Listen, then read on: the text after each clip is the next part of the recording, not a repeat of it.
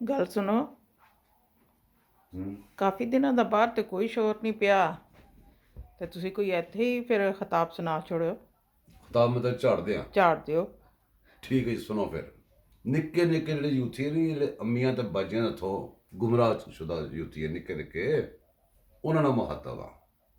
ਓਏ ਉਹ ਟਿੱਡੇ ਯੂਥੀਓ, ਤੁਹਾਡੇ ਫੋਨਾਂ 'ਚ ਗੂਗਲ ਨਹੀਂ ਹੈ ਤੇ ਕਿਸੇ ਦੀ ਗੱਲ ਨਾ ਸੁਣੋ, ਮੇਰੀ ਵੀ ਨਾ ਸੁਣੋ ਕਿਸੇ ਦੀ। ਉਸ ਗੂਗਲ 'ਚ ਜਾ ਕੇ ਚੈੱਕ ਕਰੋ ਤੁਹਾਡਾ ਫੇਵਰਟ ਜਿਹੜਾ, ਜਿਹਨੂੰ ਤੁਸੀਂ ਦਿਸਾਂ ਸਮਝਦੇ ਚੈਨਲ ARY, ਠੀਕ ਹੈ, ਉਹਨੂੰ ਸਰਚ ਕਰੋ ਕਿ ਲੰਡਨ ਦੇ ਵਿੱਚ ਕਿੰਨੇ ਬੰਦਿਆਂ ਨੂੰ ਜੁਰਮਾਨਾ ਪੇ ਕਰਕੇ ਬੈਨ ਹੋ ਚੁੱਕਿਆ।